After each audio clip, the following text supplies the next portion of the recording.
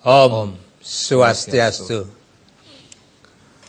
Pemirsa Bali TV, senang sekali Titiang Ida Bagus Hardike malih Presiden Sadu Ajeng dalam pablibagan sore puniki dengan tema yang agak sedikit panjang. Tema kita yaitu kasus Ketua MK ini momentum mengawasi kekayaan pejabat publik dan gurita dinasti politik di Bali.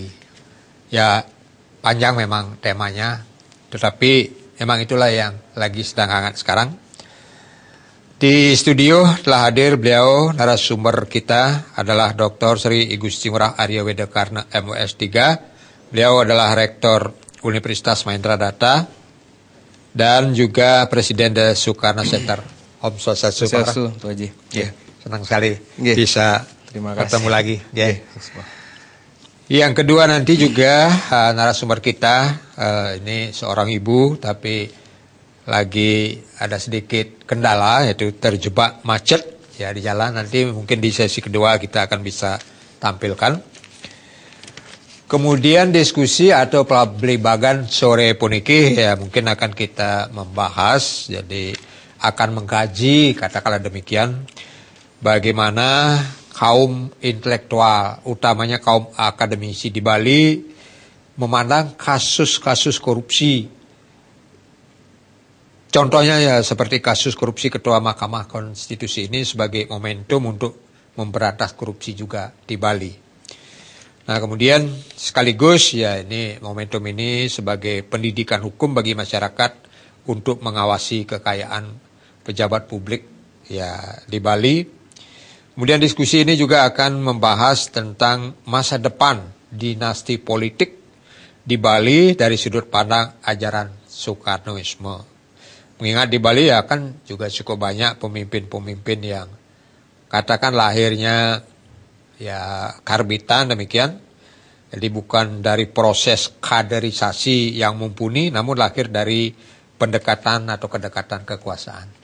Pemirsa, siaran ini juga relay dan dipancar teruskan oleh 5 radio yang berada di bawah kelompok media Bali Post di seluruh Bali, yaitu mulai dari Global FM Bali, Radio Genta Suara Sakti Bali, Radio Sweep Besakih, Radio Singaraja FM, dan Radio Suara Negara FM.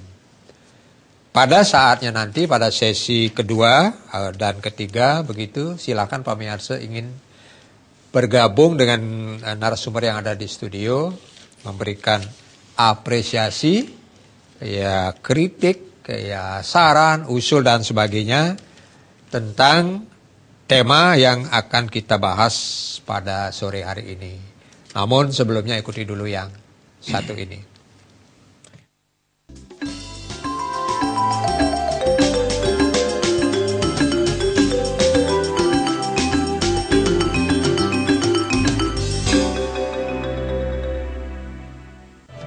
Telah hadir di Sinse Sari Alam, alat mendeteksi penyakit ambeien yang sangat canggih. Hanya dengan 15 hingga 20 menit sudah dapat mengobati penyakit dengan tuntas, seperti ambeien luar atau dalam, anus robek, anus berlubang, benjolan pada anus merasa sakit atau gatal, buang air besar berdarah atau bernanah, dan tumbuh benjolan di usus dalam. Proses pengobatan tanpa rasa sakit dan tanpa pendarahan. Anda tak perlu masuk rumah sakit. Sekali pengobatan, langsung boleh pulang dan tidak akan kambuh lagi. Tuntaskan ambeien Anda di Sinse Sari Alam. Jalan Nangka Selatan nomor 93 Denpasar, telepon 0361 262 224. Bali Printing Center. Cepat, bersaing dan berkualitas. Sales. Butuh mencetak tapi Anda sibuk? Cukup email file Anda ke bpcbali@yahoo.com.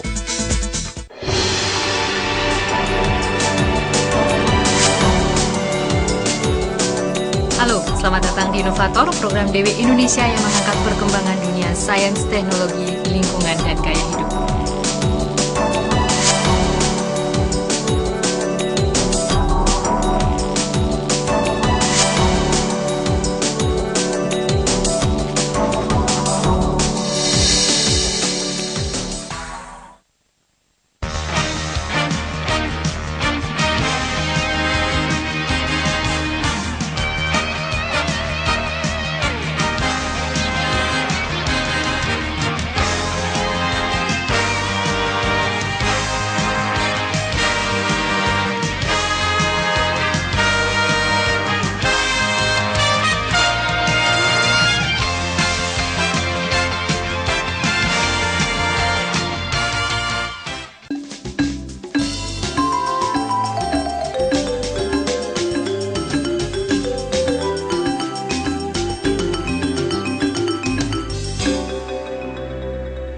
Pemirsa, kembali lagi ke topik kita. Memang agak panjang, sulit diingat, ya. Tapi ingat saja apa namanya kasus gitu ya, kasus Ketua MK ini sebagai momentum mengawasi kekayaan pejabat publik dan gurita dinasti politik di Bali. Tentunya pemirsa yang ada di rumah dimanapun berada, silakan punya pendapat masing-masing ya dari persoalan atau dari kasus ini, dari sudut mananya memandang. Ada sesongkan cara Bali ketika bantang bandingan, nah gitu, ketika bantang bandingan itu berbagai macam binatang yang akan muncul. Nah, ketika satu kasus terbongkar, nah nanti akan adalah kasus-kasus ikutan, rentetannya dan sebagainya. Nah sekarang silakan nanti pemirsa menilai dari sudut pandang mananya pemirsa menilai. Nah sekarang saya minta kepada narasumber, beliau juga tentunya punya pendapat. Dan ini sah-sah saja pendapat beliau.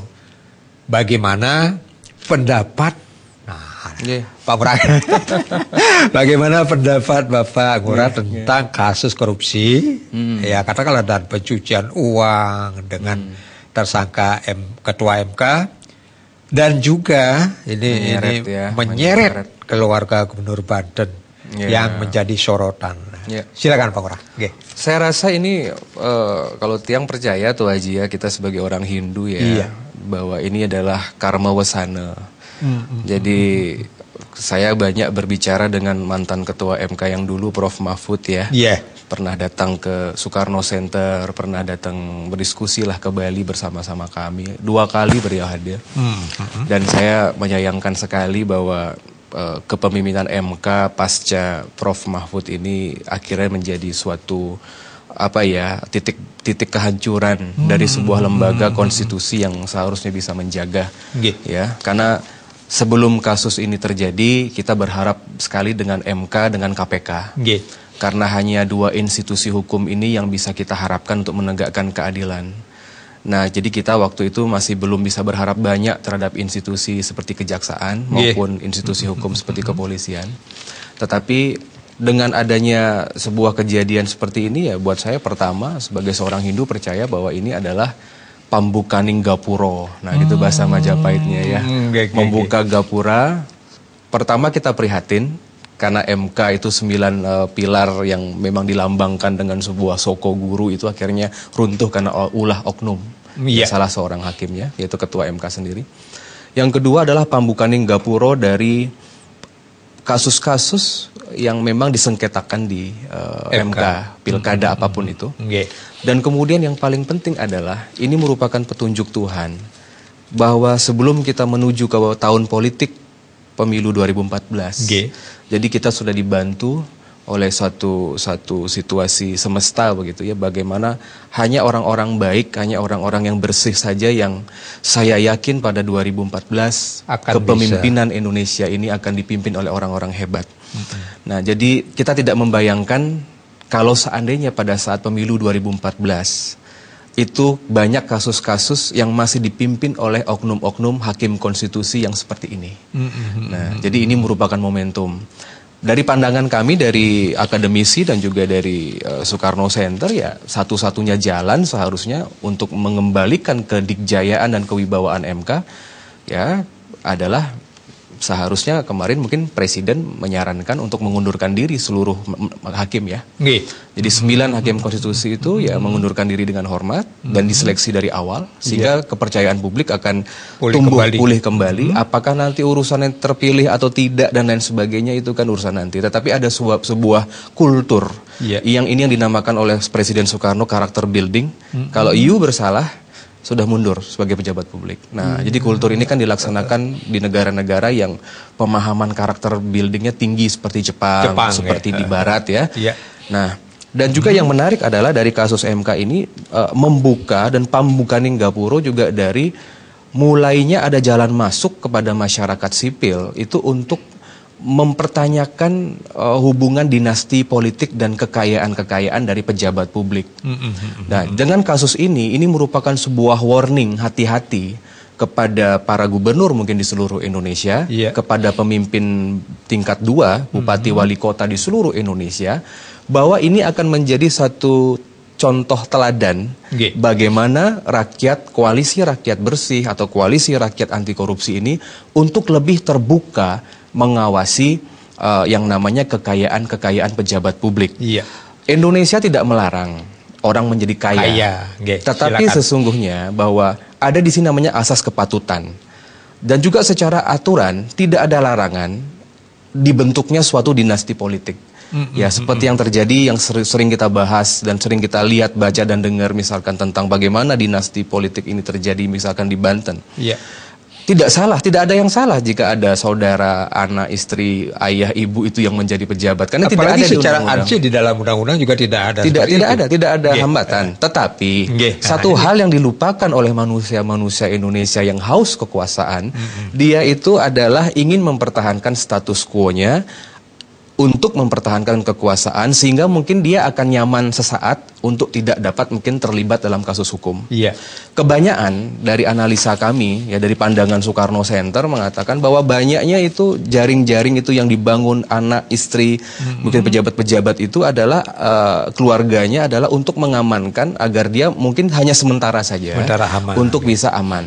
Dan kita lihat bahwa jaringan dinasti politik ini juga sudah terjadi di Bali, ya di Bali juga sudah ada bupati yang adalah karena anaknya atau bapaknya dulu bupati, saudaranya, ada yang satu pemilihan kakak adik seperti yang terjadi kemarin di Bali, ada kemudian satu dinasti oleh Puri yang satunya legislatif, satunya di eksekutif begitu ya, dan akhirnya kan rakyat juga yang akan nantinya memilah dan memilih proses ini.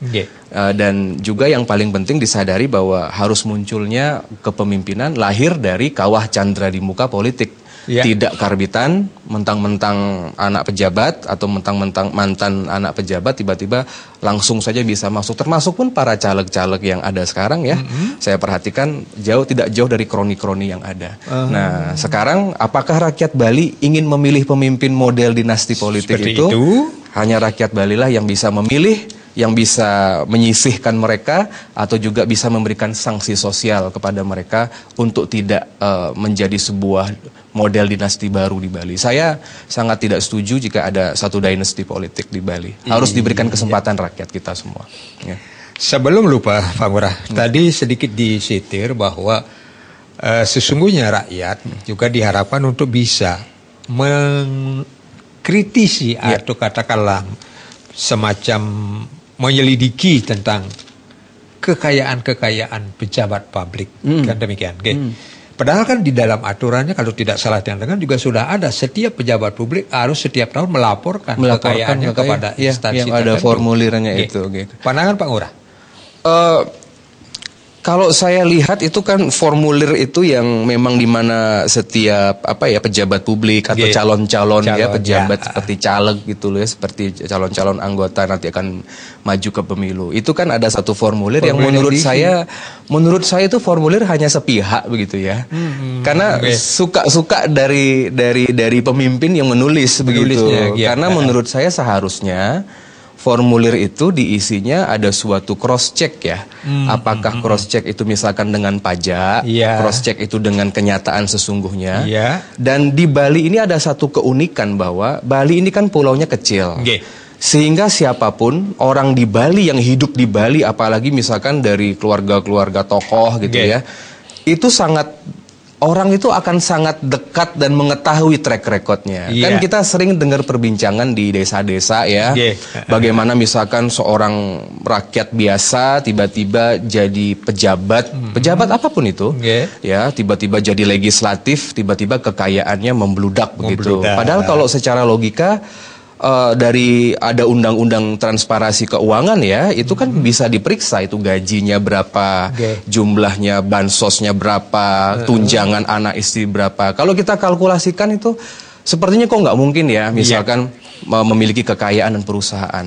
Nah jadi buat saya masyarakat Bali juga harus mulai kritis gitu ya. Jadi saya paling mengambil contoh ya, bukan saya justifikasi ya, ambil contoh lah pejabat seperti Jokowi gitu ya, yang memang buat saya itu adalah seorang Soekarnois sejati, yang sederhana, yang apa adanya. Harus munculkan pejabat-pejabat yang sederhana seperti itu, yang Jokowi efek ya. Jadi kita bisa periksa, apalagi kalau yang terjadi di Bali ya, dari 9 kabupaten itu kan biasanya masyarakat udah tahu loh, itu bapak si itu, ibu si itu baru jadi pejabat, dia punya pabrik, dia punya hotel, punya ini, punya itu. Nah, itu logikanya saja itu bisa dilacak sebenarnya. Nah, nanti kalau ada kasus-kasus pembuka seperti itu akan terlacak semua. Seperti yang terjadi di Banten ya. Sekarang kan akhirnya yang disidik adalah perusahaan pribadi, keuangan, ada juga dari PPATK turun tangan. Sebenarnya tidak susah untuk melacak, dan saya mendukung adanya sebuah audit ya, sebuah audit kepada para pejabat publik, karena ini penting sekali. Dan masalahnya di Bali ini adalah bahwa di Bali ini kita tidak banyak ada sebuah ini ya, tidak banyak ada kontrol sosial. Karena masyarakat Bali ini lebih banyak diam, ngomong. Mungkin itu udah malas ya bicara begitu ya. Apalagi ini kan Bali kecil, apalagi kan pemimpin-pemimpin kita ini kan banyak punya istilahnya punya preman gitu ya. Nah, jadi kalau sudah diganggu sedikit, ada yang bicara sedikit, maka akan digeruduk. Saya rasa tidak. Saya rasa kekuatan Tuhan dan karma pahala akan membuka, dan saya ya sampaikan waspada saja pada saudara-saudara kita. Tolonglah menjadi pejabat yang baik, yang sederhana, jangan mengumpulkan kekayaan dari hal-hal yang tidak bijak, jangan menjual tanah Bali, menjual laut Bali. Sekarang juga pura kita mau dijual semuanya. Dan mereka harus sadar bahwa mereka itu kan menjabat cuma 5 tahun ya. Setelah 5 tahun akan kembali ke menjadi rakyat biasa. Biasanya itu ada tren di Indonesia setelah lengser ke Prabon, itu baru mereka kasus-kasus ini akan dibongkar. Jadi saya rasa orang Bali harus meniru kekritisan dari masyarakat di Jawa ya. Dalam artian mereka bisa secara fair, intelektual, para LSM, aktivis itu secara fair ada data-data bagaimana kasus korupsi itu, indikasi korupsi terjadi. Itu kelemahan kita. Jadi koruptor-koruptor kita di Bali ini yang sedang banyak berkuasa ini agak merasa nyaman karena kultur masyarakat kita tidak banyak yang bersuara. Gitu. Terus ke depannya kemudian misalnya kan kita sebagai masyarakat katakanlah bisa mengkritisi ya, bisa mengawasi kekayaan seorang pejabat. Ini bagaimana, apa bisa dibuktikan dengan proses pembuktian terbalik misalnya terhadap kasus-kasus korupsi yang muncul misalnya. Saya tiang punya satu satu idola dalam seorang pemimpin yang sederhana, yaitu ya Bung Karno ya. Bung Karno itu adalah sosok yang sederhana loh, walaupun presiden. Ada sebuah cerita, salah seorang kabinet menteri yang waktu itu diangkat sama Bung Karno. Menteri ini dia punya istri di daerah Jakarta Pusat. Istri ini dia mempunyai toko bunga kecil. Begitu diangkat menjadi presiden, menjadi menteri oleh Soekarno, sang menteri bicara sama keluarganya, besok kamu tutup toko kamu. Iya. Ya, jadi ibu rumah tangga, pimpin Dharma Wanita yang ada, that's it udah. Iya. Nah, dan tolong agar istri-istri pejabat pada zaman Bung Karno kan istri-istri pejabat sangat sederhana ya, Iya. penampilannya, pergaulannya, seperti Ibu Fatmawati deh gitu ya.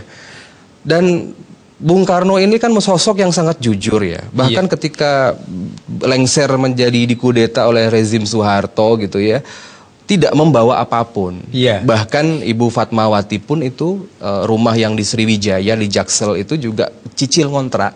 Bahkan ada cerita bahwa Bung Karno itu suka meminjam uang ajudan ya, untuk bayar listrik, untuk beli macam-macam. Nah, jadi buat saya itu merupakan suatu hal yang benar ketika rezim itu menuntut bahwa harus ada suatu pembuktian terbalik ya pada pengadilan tahun 67 secara politik di MPR, it doesn't working, nggak kena gitu loh. Karena kan memang sudah track recordnya tidak memiliki apa-apa ya, kesederhanaan itu. Dan memang secara hukum memang dimungkinkan.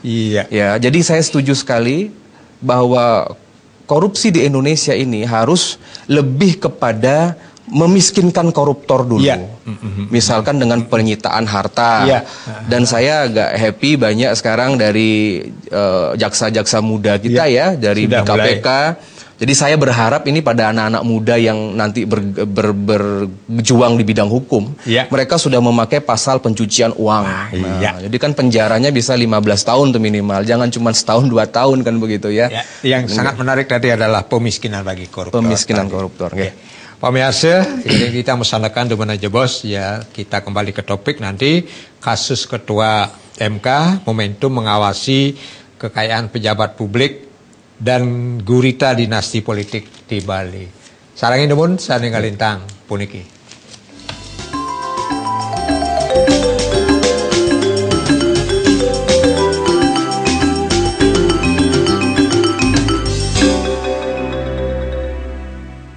Bombay Garden menerima pemasangan untuk apartemen, kantor, rumah dan villa dengan menggunakan bahan import garansi 2 tahun.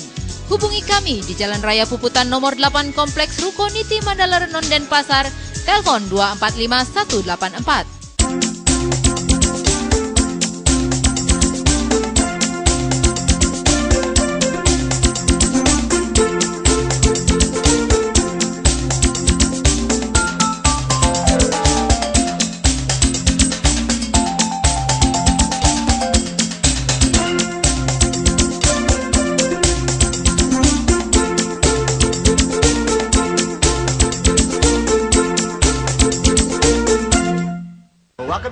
It's way under, down under. The sky's always yellow in rain or shine. Down in Tasmania, down to Tasmania. Totty needs turning and start to spin like a salesman juggling his close 16.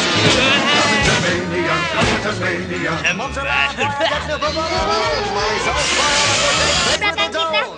Down in Tasmania, down to Tasmania. Didgeridoo going Wendell T. Wolf. Francis X. Bush lad is never uncool. Bushwhacker Bob and his mother.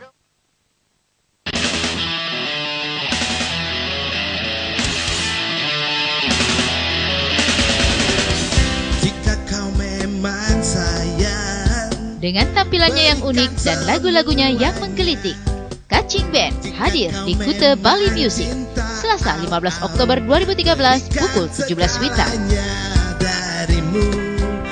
Kuta Bali Music, musiknya anak Bali di Pantai Kuta. Sinar kulit putihmu.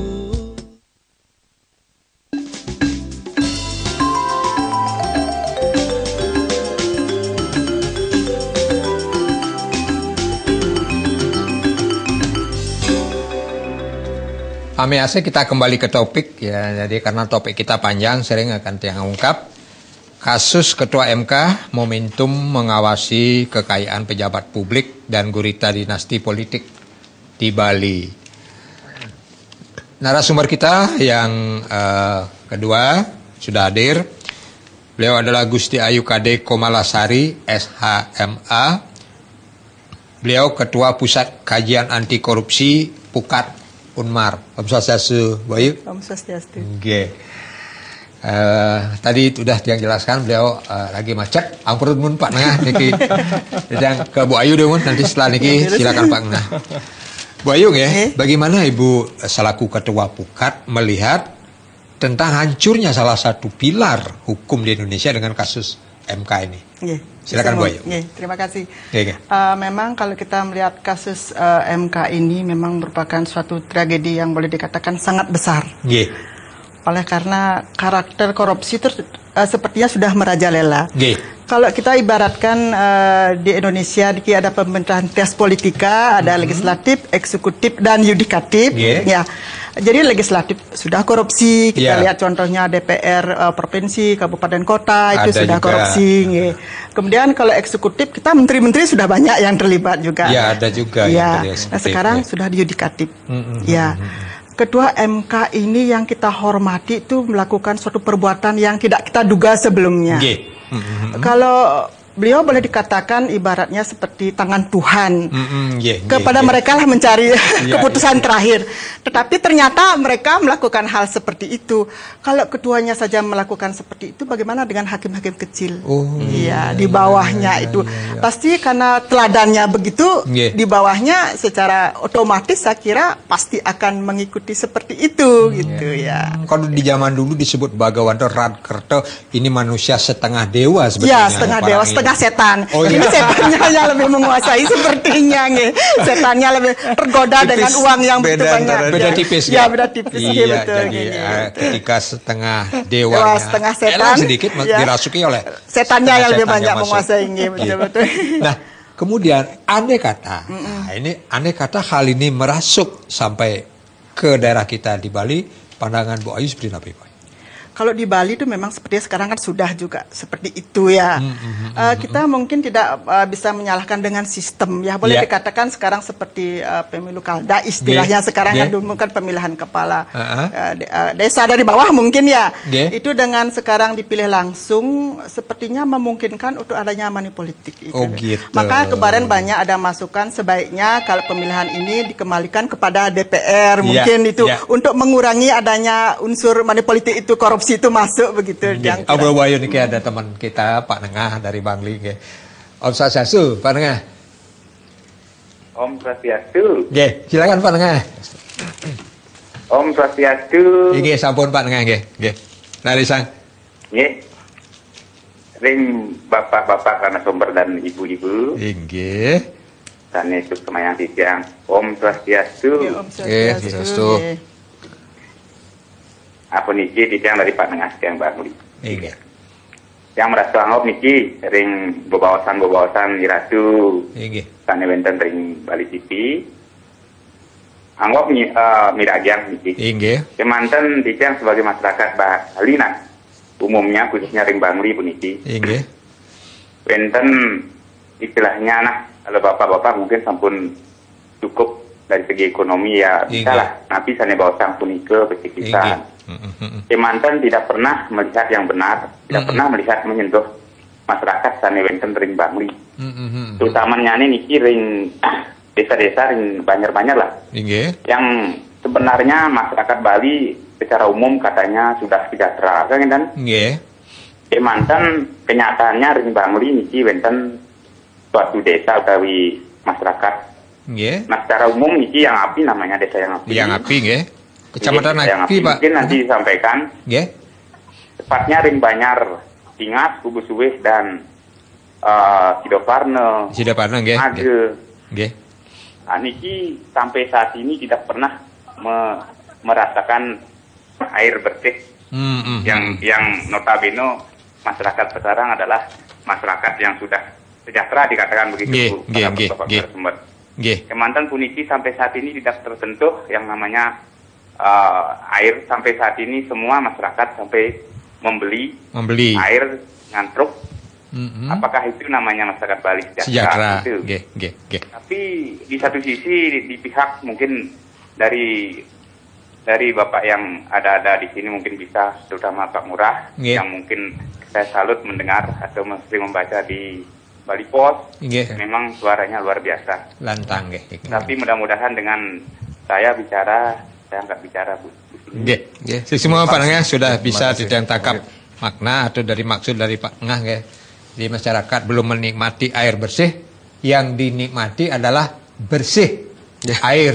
Jadi bersih air artinya ya ada Pak Nengah. Pak Dewa Dirnon, Om Swastiastu Pak Dewa. Om Swastiastu. Radisa Pak Dewa. Ini aku niki matur Kusma. Mantuk kering weda karena niki serang Ibu Kadi Kemalanya. Yang Pak dia dengar non. Aku niki tadi lemah disampaikan. Tadi sebelum yang kawan Bang Fitri terbayang ini harus baca koran, kenapa kok di Bali tidak banyak masyarakat seperti di Jawa lah. Trennya mereka menuntut mau dan sebagainya. Memang beberapa culture budaya kita memang betul itu, seperti budaya ngomong, budaya tentang anak ngadenan, inilah memberikan budaya bagaimana orang Bali itu tidak seperti di daerah lain. Tapi sekarang akan sampai oleh Pak Arya, saya setuju sekali.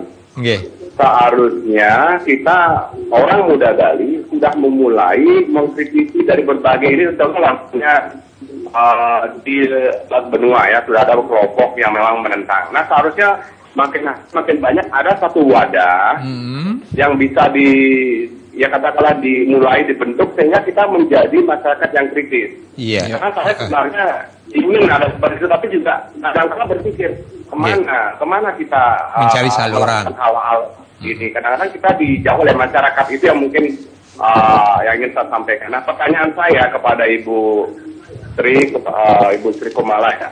Tadi kan Ibu adalah di bagian, kalau nggak salah di bagian bagaimana masyarakat Bali, kira-kira dari sisi kejiwaan, apakah mungkin culture itu memberikan hukuman ya kepada masyarakat Bali tidak menjadi masyarakat yang kritis? Apakah memang ada semacam budaya yang kita warisi daripada leluhur yang tidak ingin kita ngedein kejelekan orang lain, sehingga kita apapun yang dikasih oleh pejabat itu kita terima aja gitu kan. Nah kira-kira apa kira-kira kita lakukan seperti anak muda, kaum muda ya, saya selalu juga sama Arif atau Weda Karna saya mengikuti, tapi kadang-kadang ya jadi kendala juga buat kita selalu menjadi kritikus gitu lah, kira-kira gitulah. Kira-kira itu yang kita sampaikan untuk semua. Semua Pak Dewa niki besi telepon lah Pak Dewa, sebetulnya kita ngomong, intinya kan seperti itu. Kita ngomong tapi kijau lah aku ngomong jadinya idein tuntunan gitu. Jadi sebetulnya ingin menjadi masyarakat yang kritis, tetapi ya apakah ini memang sudah pola budaya kita seperti itu? Dari sini jadi barang pedagang di bandara gitu. Walaupun dulu pernah gitu, sekarang kamu di luar aja cari ini, kasih orang lain yang bala. Gitu kan. Contoh-contoh seperti itu, apakah ini memang pola budayanya? Apakah perlu dirubah menjadi masyarakat kritis? Silakan Pak Ngurah. Jadi kalau dari sisi socio-culture, bahwa ada satu kenang-kenangan yang paling hebat ditinggalkan oleh Maijen TNI Soeharto ya. Kami dari kaum Soekarnois, dari kaum Marhen, jadi selalu mengedepankan dan mengingatkan masyarakat kenang-kenangan yang paling hebat oleh rezim Orde Baru itu adalah cuci otak masyarakat Indonesia. Orang Bali adalah komunitas Bali adalah penduduk yang salah satu cuci otak itu sukses selama 32 tahun. Apa yang diberikan dalam cuci otak itu? Misalkan membungkam kekritisan, membungkam ajaran-ajaran tentang kebenaran. Bagaimana ada sebuah tindakan atau gerakan yang masif, seolah-olah bahwa pemimpin itu adalah memonopoli kebenaran. Jadi kalau saya bicara di generasi di atas saya sebelum tahun 98, karena kebetulan kami jadi mahasiswa di Trisakti tahun 98, generasi sebelum 98 ini generasi yang sudah terkup dengan kondisi brainwash ini. Nah sehingga apa yang tadi disampaikan oleh pertanyaan Bapak tadi bahwa Pak Dewa, ketika orang itu tidak berani bicara, itu bukan merupakan tindakan atau hasil sehari semalam, merupakan hasil dari bagaimana tekanan yang secara berpuluh tahun akhirnya menciptakan generasi tua dan generasi setengah tua ini yang memang akhirnya mengajak atau lebih kepada bagaimana generasi muda ini agar tidak terlalu kritis. Kalau agama Hindu, kalau pahlawan-pahlawan kita, kalau tokoh-tokoh nasional kita, dulu kita punya sejarah Puputan, sejarah raja-raja di Bali, di 9 kabupaten, itu beliau-beliau kan tokoh-tokoh berani, yang tanpa tedeng aling-aling, yang kalau yang nggak suka ya nggak suka gitu. Seperti kita punya Ngurah Rai, seperti kita punya Dalam Batu Renggong, tokoh-tokoh hebat-hebat lah begitu ya. Nah, jadi saya melihat bahwa ini bukan kultur Bali. Kultur Bali itu kritis justru. Kekritisan inilah yang dimana Bali itu satu-satunya daerah yang akan dijajah atau ditaklukkan Majapahit, itu yang secara terang benderang menentang loh. Ada suatu infansi Mojopahit dengan figur Kebo Iwo. Dari sana kan bisa dilihat bahwa orang Bali itu sangat negosiasi dan sangat diplomasi. Berani.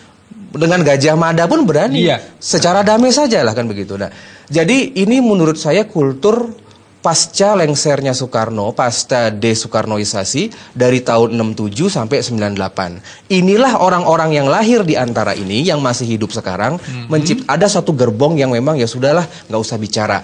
Orang-orang ini sekarang sedang menjadi pemimpin di Bali, baik pemimpin agama, baik pemimpin adat, baik pemimpin birokrasi, baik yang ada di eselon-eselon.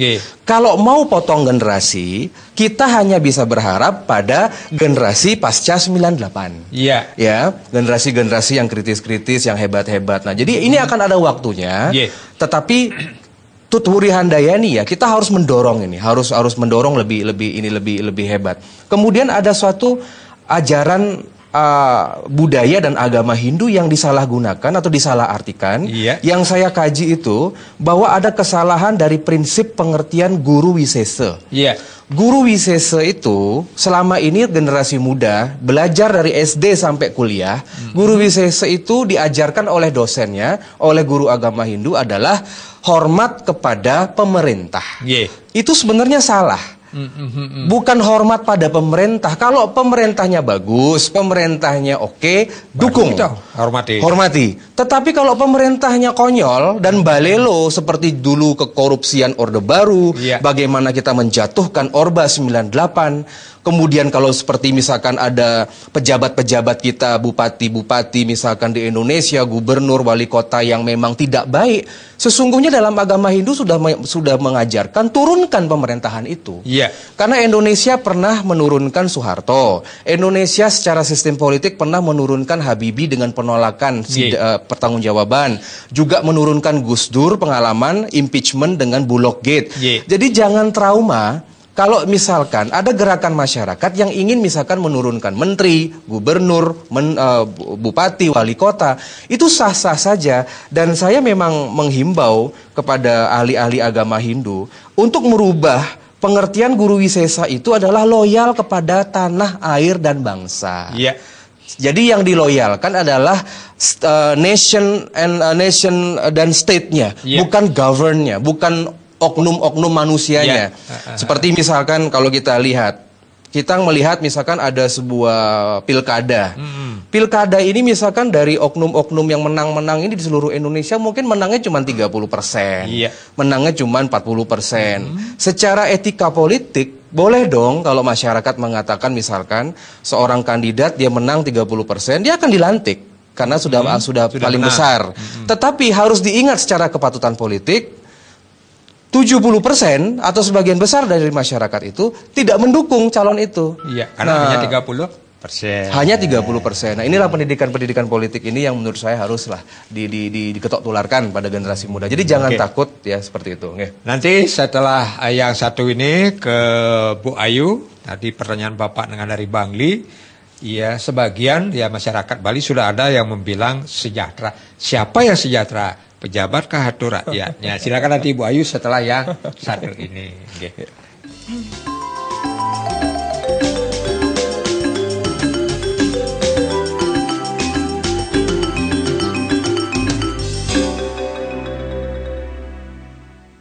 Anda butuh dana? Jaminkan BPKB motor atau mobil Anda hanya di Maksi Tunai Adira Finance. Angsuran ringan dan proses cepat. Hubungi 0361 858 1642. Anda telepon, kami datang.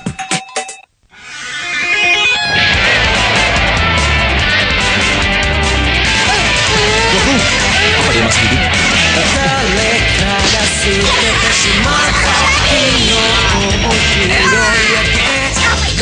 Siapa yang berani menentang kita? Ayo cepat.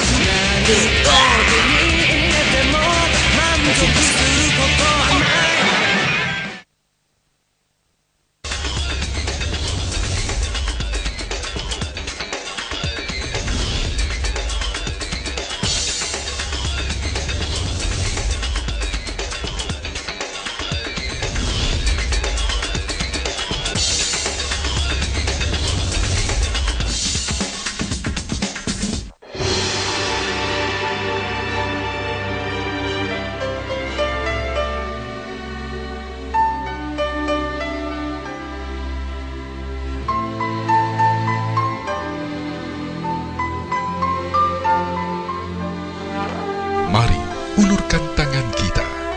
Bantulah saudara-saudara kita yang menderita cacat dan didera sakit. Salurkan bantuan Anda melalui Dompet Wirase Bali TV.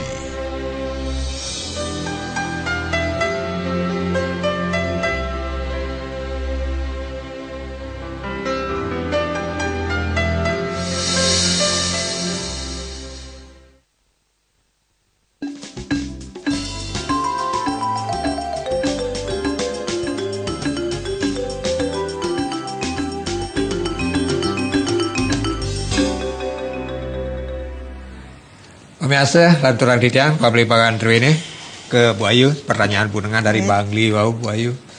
Iya, secara ekonomi pejabat-pejabat kita sudah sejahtera ini. Namun demikian ya sebagian katanya juga masyarakat Bali sudah dibilang sejahtera oleh para pejabat. Tetapi ada beberapa desa yang sampai dengan saat ini masih tidak mendapatkan air bersih. Pandangan Bu Ayu gimana? Ya. Silakan Bu Ayu. Ya, terima kasih. Terima kasih pertanyaan Pak Nengah dari Bangli. Memang itu kita sadari. Mungkin saya juga mungkin yang lain sering membaca atau mendengarkan. Kita di masyarakat pedesaan, terutama yang jauh dari jangkauan transportasi itu banyak yang belum mendapatkan air bersih seperti contohnya di Karangasem. Seharusnya memang pemerintah itu harus peduli hal-hal seperti itu. Katanya sekarang memang kita memberikan kesejahteraan kepada semua masyarakat. Jadi sebenarnya tanpa kecuali. Kalaupun pemerintah daerah itu belum melakukan, saya pikir sudah ada pihak swasta yang melakukan itu. Ya, sudah kita mungkin sudah sering diberitakan dalam koran, mungkin ya. Jadi ada beberapa pihak swasta yang betul-betul peduli sampai ke bukan memberikan bantuan kepada pemerintah daerah, tapi langsung kepada rakyat, langsung membuat tempatnya sampai airnya mengalir mengucur. Itu kan sudah luar biasa sebenarnya apa yang dilakukan oleh pihak swasta itu. Kemudian menanggapi tentang tadi ngomong itu ya, sebenarnya Undang-Undang Dasar itu sudah memberikan dasar hukum untuk kita bisa bicara. Itu sudah silahkan, jangan kita kalau kita mempunyai budaya ngomong itu tidak akan menyelesaikan masalah. Bagaimana kita mengetahui orang diam itu Kalau dulu zaman Soeharto mungkin kalau itu bicara itu sepertinya dibatasi. Kalau dia mengeluarkan pendapat dikatakan supersip itu. Berhadapan dengan tembok, nabrak tembok apa mungkin ya. Tapi sekarang setelah lengsernya beliau terbukti dengan adanya amandemen Undang-Undang Dasar 45.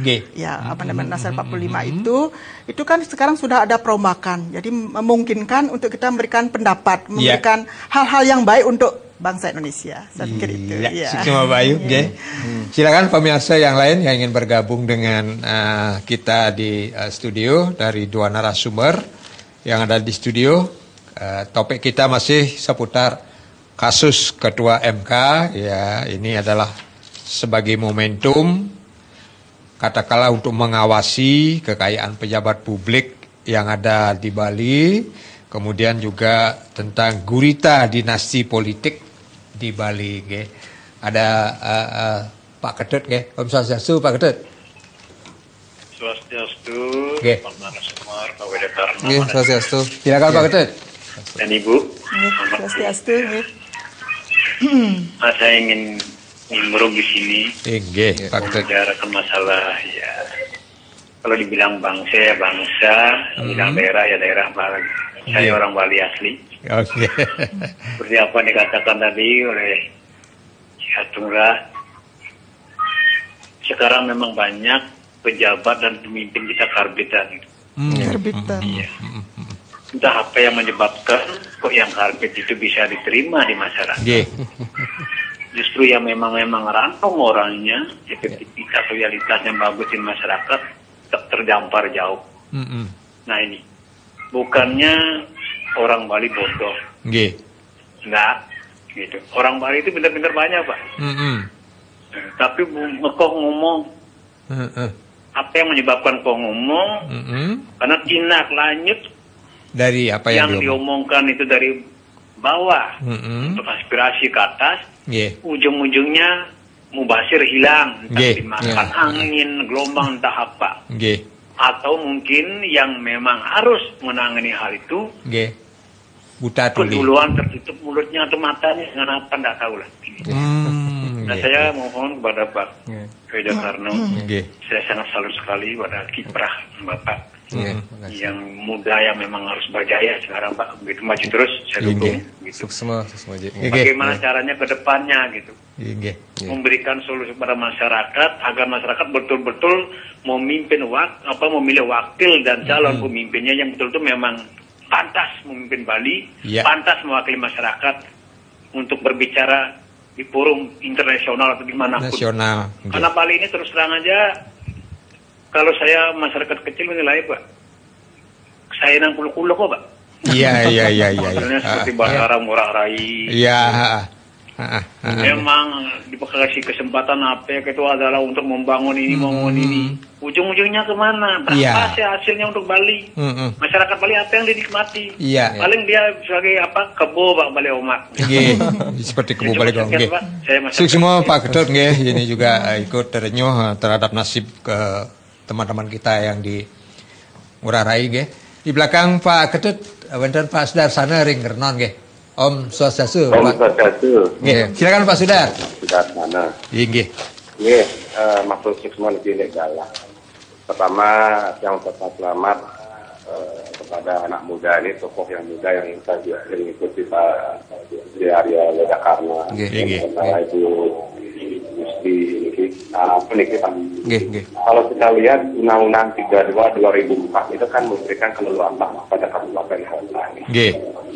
Kira-kira tidak ada maksud tentang di Bali satu nanti untuk memecah belah kita di satu pulau katakanlah di Bali ini kan menjadi raja-raja kecil di kabupaten kota. Itu pertanyaannya. Otonomi. Yang kedua, Pak, ini menyangkut masalah event-event yang begitu besar di Bali, Pak ya. Nah, kebetulan kemarin juga kan yang juga salah satu dari organisasi lah, Kamar Dagang ikut. Waduh Pak, kita susah sekali Pak ikut jadi peserta mendengarkan, dan susah Pak. Saya sampai berkali-kali datang bersama teman-teman Kamar Dagang ke sana Pak. Itu makanya saya sampai bilang, ini kan kami tuan rumah, kalau kita kan sukses kan APEC. Tetapi kita masuk aja susah. Apalagi kita mendengar daripada para pembawa katakanlah dari speaker dari Amerika, dari Rusia dan Putin dan sebagainya. Kita masuk aja sudah nggak memungkinkan, apalagi kita mendengar Pak. Nah itu yang kedua Pak. Ketiga Pak. Kami pernah berbuat aktiviti satu sekolah Pak. Tapi ujung-ujungnya kita jadikan korban. Karena selalu mereka ada orang-orang besar yang bernaung di bawah yang punya budaya Islamistik manggis, yang membentengi sesuatu yang besar, sehingga apa yang dibalik itu menjadikan legal Pak. Katakanlah misalnya para pejabat-pejabat itu lalu dia menjadi benteng. Nah kira-kira bagaimana cara kita mengikis yang model-model yang gaya-gaya model ini Pak? Pak Sudar. Bukan terlalu saya kira-kira apa yang kita lakukan. Terima kasih. Pak Sudar, sebelum ditutup, Pak Sudar, kira-kira apa yang Pak Sudar dapatkan dari hasil apa kemarin Pak Sudar? Begini, itu pun saya masuk dengan berbagai cara Pak. Berbagai cara kita akhirnya masuk pun nggak bisa berhadapan dengan para pemimpin dunia, kita ada di ruangan menyebelah lah. Tapi kalau saya lihat memang hanya sebuah wacana, tapi yang menjadi korban kita sebenarnya. Kenapa? Karena APEC itu kan adalah melegalisasi perdagangan yang bebas. Kalau sumber daya kita penuh dengan korupsi, bagaimana Pak kita berdagang bebas model begitu? Pemimpin kita korupsi sudah itu, sumber daya kita belum mampu bersaing. Kita menjadi objek pasar saja. Sumber daya kita dikeruk di bawah. Menurut saya belum lah. Kita harus perbaiki rumah tangga kita sendiri dulu lah Pak. Pak Sudarsana semua sudah bisa ditangkap. Jadi Pak Sudarsana mengaku ya tidak mendapatkan apa-apa dari apa yang dihasilkan kemarin. Silakan Pak Ngurah, serang Wahyu. Jadi yang pertama Pak, jadi kemarin pada saat APEC ya, kemungkinan saya satu-satunya rektor ya di Bali yang boleh masuk ya acara itu ya, dalam artian saya nggak ngerti undangan tiba-tiba datang aja gitu ya, dari mungkin karena Soekarno Center begitu ya, karena tapi saya ketika memang benar kata Bapak yang tadi ketika kita hadir di areal APEC itu ya, itu mungkin orang Bali yang menjadi delegasi itu nggak lebih dari 1% loh, mungkin less. Saya sangat sedih sekali ketika yang berbicara di depan adalah pengusaha-pengusaha muda nasional, yang buat saya sakit hati juga. Yang bicara itu banyak akademisi-akademisi dari universitas dari Jawa yang datang ke Bali. Begitu ya. Kita lihat di beberapa TV nasional, di beberapa di koran nasional juga, loh kenapa kok ada dari perguruan tinggi di luar ya yang berbicara lebih banyak, bahkan mungkin tidak ada. Nggak ada tuh intelektual, profesor, doktor kita dimintakan pendapat, diwawancarai. Jadi ini adalah otokritik untuk kita. Para intelektual sekarang di Bali itu, apalagi sudah sekelas profesor, doktor, itu sudah jangan lagi jago kandang. Jangan lagi kita merasa bahwa kita besar seperti katak dalam tempurung. Seperti kata Bung Karno, kecerdasan seseorang untuk bangsa itu ditentukan dari bagaimana sistem atau sikap internasionalismenya untuk bangsa. Nah makanya kami berusaha mengambil peran itu. Kalau saya cuma garamin air laut gitu ya, ada masalah-masalah lokal-lokal yang menurut saya pribadi nggak nyampe atau nggak nyambung sama otak saya sebagai intelektual muda, saya nggak mau nanggepin karena capek gitu ya. Lebih baik sekarang ini introspeksi. Pertama memang orang Bali memang dikalahkan oleh sistem. Orang Bali dengan banyak acara internasional, saya bicara pribumi Hindu Bali ya. Memang sepertinya memang dijauhkan untuk bisa bergabung dalam sebuah event internasional. APEC kemarin itu menghabiskan pajak rakyat hampir 400 miliar. 360-80 sekian. Dan memang sangat menyakitkan ketika organisasi-organisasi di Bali, pengusaha-pengusaha di Bali, kampus-kampus di Bali, LSM-LSM di Bali tidak diberikan akses untuk ketemu. Padahal itu ada di halaman rumah kita sendiri. Nah, seharusnya pemimpin-pemimpin Bali inilah yang menegosiasikan gitu loh. Misalkan pejabat kita di provinsi maupun di kabupaten yang punya daerah, kalau you mau buat MICE conference, libatkan dulu orang Bali. Ini loh data pengusaha, ini data organisasi, ini datanya kampus begitu. Karena pemimpin kita ini kan mecik manggis. Datang presiden sibuk, mereka datang pejabat ini semuanya mecik manggis, dan kultur-kultur saya rasa banyak pejabat kita di Bali itu kena sindrom jele iri hati ya. Pejabat-pejabat kita, mau itu pejabat siapapun deh, itu banyak yang tidak mau ditinggiin gitu loh, nggak mau disaingi, sehingga dia pingin tampil sendiri. Kan bisa kelihatan dari pejabat-pejabat yang nongol-nongol itu aja, jadi seperti one man show. Saya sudah catat itu. Saya kalau dari analisa akademis, ada calon-calon pejabat yang pada saat dia lengser, dia akan dikasepekang oleh rakyat Bali. Saya sudah punya listnya, dan karena saya punya banyak mantan, teman-teman pejabat dulu yang mantan macam-macam gitu, ada gubernur, ada bupati, ada DPR, ada masyarakat Bali itu sangat keras loh. Kalau dia tidak suka dengan satu tokoh, itu dia akan berpaling muka, dan saya agak sedih. Dan siap-siaplah pejabat-pejabat seperti tadi masalah air. Masalah juga ini perjuangan kita di internasional. Jadi satu-satunya cara adalah mari kita jadikan momentum ke depan. Milih pemimpin tuh yang baik deh gitu. Nggak perlu pemimpin tuh terah puri apa, terah apa kek, dari mana kek, punya kekayaan apa, pengusaha. Yang penting pemimpin itu dia bisa dengar rakyat, dia murah senyum, dia bisa belusukan dan apa adanya. Seperti fenomena misalkan yang terjadi misalkan kemarin di Kelungkung, gimana?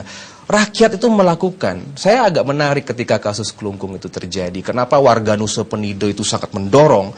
Karena tertekan gitu loh. Tertekan ya sudah, rakyat bergerak. Dan saya meminta kepada rakyat Bali, jadikan momentum. Jangan terlalu banyak kita berkeluh kesah tentang, ya sudahlah apa yang terjadi kemarin, pemilihan. Startingnya nanti deh.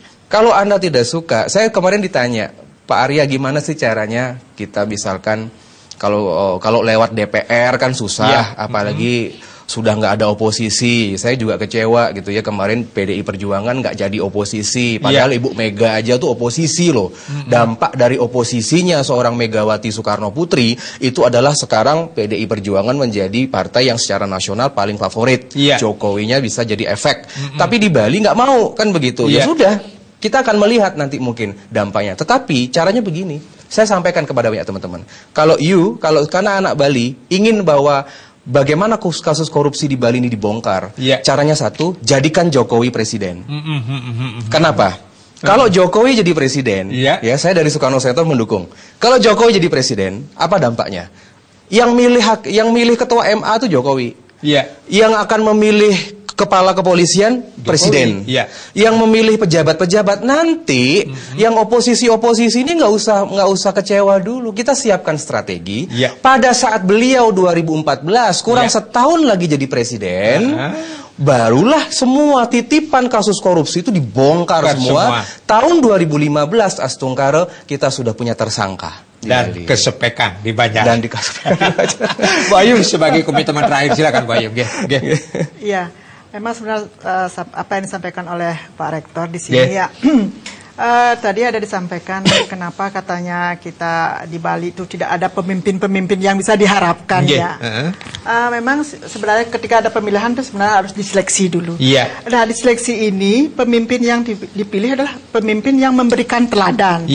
Kemudian yang berintegritas. Kita sekarang sepertinya krisis integritas, pemimpin yang berintegritas, yang jujur, yang bertanggung jawab seperti itu tuh sudah mulai menipis menurun gitu. Pikir seperti itu. Terutama peran ibu-ibu untuk lebih mendorong agar suaminya tidak banyak korupsi.